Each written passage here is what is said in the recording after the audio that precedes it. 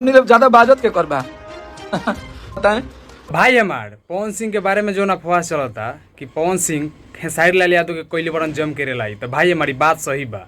जो शुभांकर मिश्रा के इंटरव्यू के दौरान खेसारी लाल यादव के पावर स्टार पवन सिंह कस के कोयले बार रेलाई, जौन कि भाई शुभांकर मिश्रा के अभी लमसम 35 लाख से भी प्लस व्यूज गल बा एक दिन में हमारे भाई।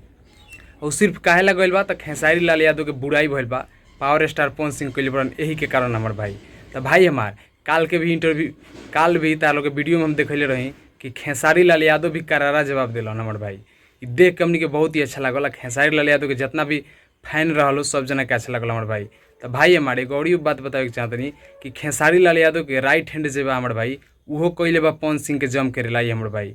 अगर तार लोग हम वीडियो में भी देखावे ला बानी हमार भाई। भाई हमार अनुमान लगावलो कि खेसारी लाल यादव के राइट हैंड के हो सकेला जौन पावर स्टार पवन सिंह के जम के कोयले बार लाई हमार भाई।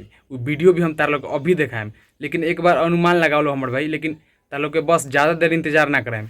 ई रहल खेसारी लाल यादव के राइट हैंड के वीडियो हमार भाई। ज्यादा बाजत के करबा बताएं। तो किसी को सम्मान देना और किसी को सम्मान करना ये सिर्फ खेसारी लाल यादव बताते हैं। आप झूठिया सम्मान आप लोग मत दीजिए किसी को। पूरी दुनिया देखती है कि हमारे यहाँ वो आपकी यूट्यूबर हो चाहे एक अच्छे यूट्यूबर हो जो दोनों तरफ की बात करते हैं, चाहे हमारे जो भी यूट्यूबर हैं, हम नाम किसी कोनो नया चीज ना भइल। लोग के सम्मान देवे, लोग के बतावे और लोग के इज्जत देवे ही खेसारी लाल यादव ने बताया है। चाहे वो मंच हो, चाहे वो इंटरव्यू हो, चाहे जो भी हो। हमने उस दिन जाके जो एक टाइटल देखे थे जो लिख रहे हैं कि कुकू ज्यादा बाजत के करबा एक महीने कम गाना रिलीज का कोई नहीं है, गाना साफ ना के बराबर आयल तक तो मार्केट खत्म हो गई। अरे मर्दे ई कौन मार्केट है कि 10 दिन में हमनी के खत्म हो जाए। हमनी के मार्केट खत्म करे वाला तू ही भइल बड़ल हो हैं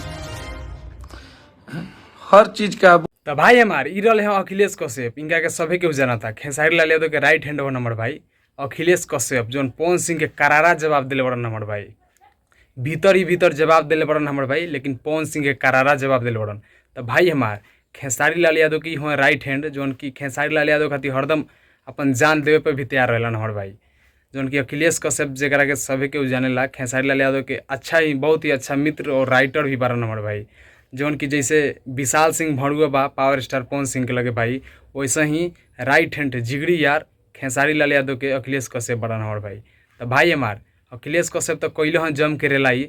अगर जितना भी जना खेसारी लाल यादव के फैन बारा जा सब केहू के पास वीडियो शेयर करा जा और अपन अपन नाम कमेंट में जरूर बताइए जा हमारे भाई कि हमारे वीडियो के देखता। 10 लोग के पास जरूर शेयर करिए जा हमारे भाई कि खेसारी लाल यादव के राइट हैंड अखिलेश कश्यप के लिए जम के रेलाई पावर स्टार पवन सिंह के।